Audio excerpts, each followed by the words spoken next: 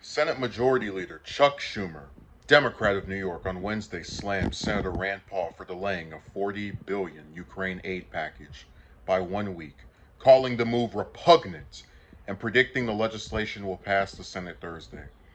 This should already have been done and over with, but it is repugnant that one member of the other side, the junior senator from Kentucky, chose to make a show and obstruct Ukraine funding, Schumer said on the Senate floor.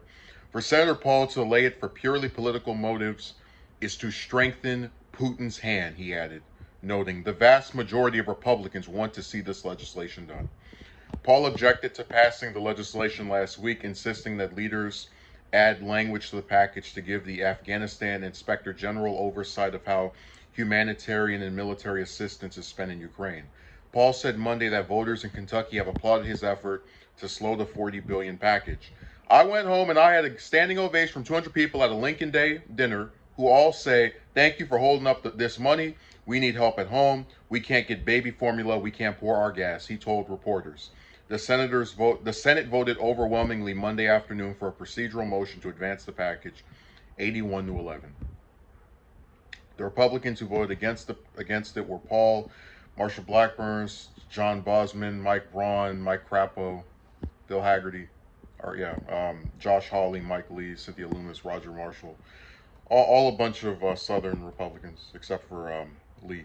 Anyways, Schumer on Wednesday also said he would make it one of his priorities to confirm Biden's nominee to serve as ambassador to Ukraine, Bridget Brink, praising her as deeply experienced. So, I've said before that one of the reasons I respect Rand is that he has a little bit more integrity than pretty much any of the current Senate Republicans besides maybe Collins and Murkowski, in that he's very consistent when it comes to not liking, big spending, and foreign aid is something that he's pretty recurring when it comes to just military budgets and giving away billions of dollars. He balks at, right? And it doesn't matter if it's Trump, Biden, Obama, whoever the hell's president. If they're doing that, you can expect him to be opposed to it.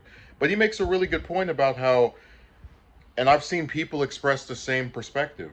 You have a shortage of baby formula and increases in gas prices, and you're worried about giving Ukrainian aid to, this overseas money. Like at home, you have all these issues that you could be theoretically solving with some type of assistance, and it just seems to go completely unnoticed. The other part of this that I think is really interesting is that he wanted language that would give the Afghanistan Inspector General the authority to see how this money is spent.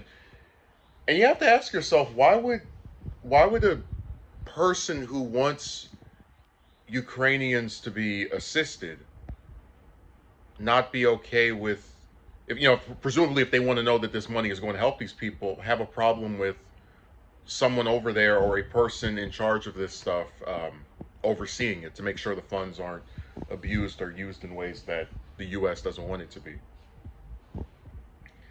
And it is funny to have Schumer go on his high horse. He is delaying it for purely political motives, as if everything that's done in the Senate, whether it's a bill or a speech, isn't purely political. That is the entire purpose of most members of Congress, to do things that are fueled by their political positions. Only difference is Rand is a lot more consistent with his than the others are.